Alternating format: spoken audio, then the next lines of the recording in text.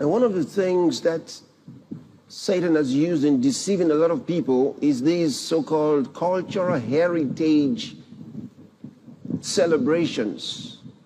Ever heard about them? Hello and welcome again to this YouTube channel, Gospel Tweets. So today we have a beautiful video for you. Kindly, if this is your first time coming across this YouTube channel, do not fail to like, comment, subscribe and follow so as to get daily updates from this platform. God bless you. There's cultural day celebration, and they're always celebrations of demons. Think about it. Think about it. If we want to locate our culture, how far back should we go? What is the culture? Who gave us the culture that we have decided is the culture of our country or of our people? Who decided where to start the culture? Should we start from the 13th century? Should we start from the 12th century, 9th century? Where should we start? Maybe we'll go to the BCs. How far back can we go? Where do we decide where the culture begins? And what I find in many of these cities and nations, in places where they're celebrating what they call cultural heritage, that they always pick those things that were transferred to them by demons. Demonic dances, demonic coverings. Because they're often inspired by witch doctors. Remember what I just said, witch doctors. And go find out in your Bible where, they metamorphosed from witch doctors to native doctors. Hardly did you find any real native doctor that was not a witch doctor, because they were often consulting with demons, with spirits, to come up with these incantations and whatever things that would mix up in administer to cure people. They were even educated with that information that some sicknesses were spiritual. And they practiced exorcism. So this should tell you what this heritage, this so-called heritage really is. How many of those heritage, cultural heritage celebrations, did they talk about Jesus? Did they talk about Abraham, Isaac, Jacob? Where did they talk about them? Did they talk about Noah and what he preached?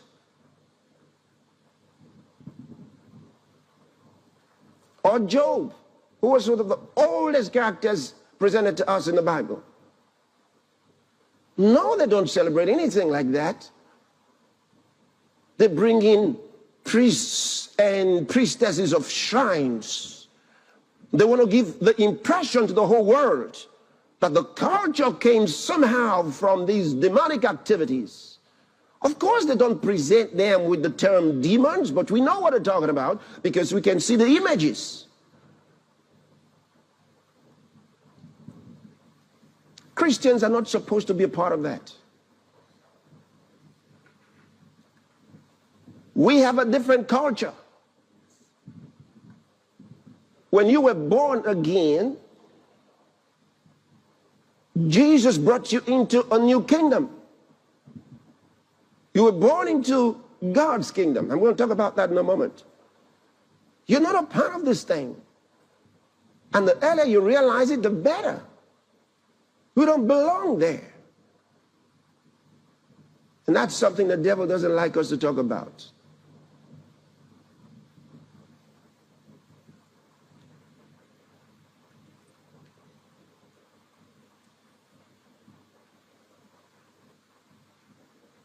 That's why I said you got to look at the symbols. Look at what's going on.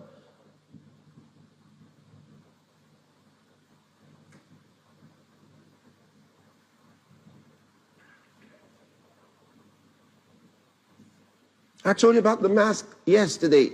Let me say just a little more about that. Like the saying goes, a word is enough for the wise. A word is enough for the wise. Like, I haven't heard this. I do not think that you have to participate or go for these various functions, whether it's in your community, whether it's in your country, whether it's in your neighborhood, whether it's anywhere. Because these things, like the man of God has put a full stop to it, they are originated from demonic realms. They are inspired by demons. Once upon a time, I had the opportunity to go to these various gatherings.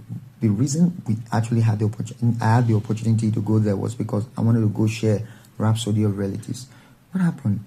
The mess site, the atmosphere, the crowd, everything that has to do with this organization. If you're one who is spiritually discerning, you know definitely there's nothing God about this gathering.